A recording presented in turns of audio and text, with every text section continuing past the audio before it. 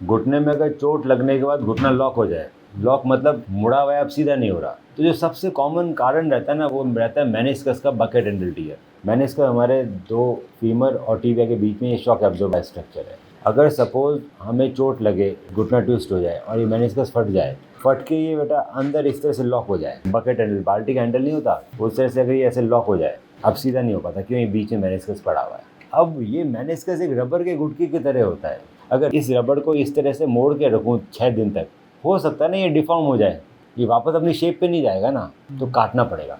तो इसमें आप टाइम वेस्ट नहीं कर सकते कि आप 5 दिन से घुटना बैंड करके चल रहे हो और आप एमआरआई नहीं करा रहे। ये गलत है बेटा, ना मेरे लिए गलत है ना तेरे लिए गलत है, आपके घुटने के लिए गलत है ये चीज़। क्यों? क्योंकि आपका मेनिस्कस फटा हुआ पड़ा है, ऐसा वो पड़ा नहीं है, वो मुड़ा हुआ पड़ा है, मुड़ गया है वो, तभी तो लॉक हुआ है। अगर लॉक नहीं हुआ तो मैं इतनी अर्जेंसी नहीं दिखाता आपको। पर अगर मेरे को मालूम है कि आपका हो सकता है मेनिस्कस लॉक्ड है और ये आपने ज़्यादा लंबे समय रख लिया, तो ये बेटा ज़िंदगी भर ऐसे ही रह जाएगा। फिर इसको जब सर्जरी करके काटना पड़ेगा, निकालना पड़ेगा, ये अपना रिपेयर नहीं हुआ। क्यों? क्योंकि डिफॉर्म हो गया। तो डिफॉर्म होने से पहले चीज़ें सिली जा सकती है। सिलने के लिए मुझे सीधा करके सिल दूंगा मैं, नॉर्मल हो जाएगा। पर अगर ये सीधा हुआ ही नहीं तो क्यों नहीं सीधा हुआ? क्योंकि भैया ये बहुत देर से मुड़ा हुआ रह गया। स्टेप 1, आप अपनी एमआरआई रिपोर्ट मुझे व्हाट्सएप करें।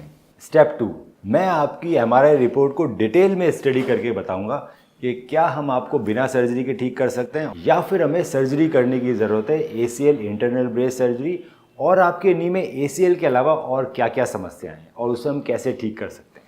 स्टेप 3, जब आप मुझसे मिलने आएंगे तो मैं आपके नी का डिटेल्ड फिजिकल एग्जामिनेशन करूंगा, आपकी फिल्म्स को डिटेल में देखा जाएगा और उसको देखते हुए आपसे ट्रीटमेंट ऑप्शंस डिस्कस किए जाएंगे। आपके जितने भी सवाल हैं उन सभी का मैं जवाब दूंगा। एसीएल इंटरनल ब्रेस सर्जरी की रिकवरी आप देख सकते हैं हमारे फेसबुक के एसीएल विनर ग्रुप में, और देख सकते हैं कैसे एथलीट्स 3 महीने के अंदर रनिंग चालू कर रहे हैं एसीएल इंटरनल ब्रेस सर्जरी के बाद। आज ही अपनी एमआरआई रिपोर्ट हमें व्हाट्सएप करें।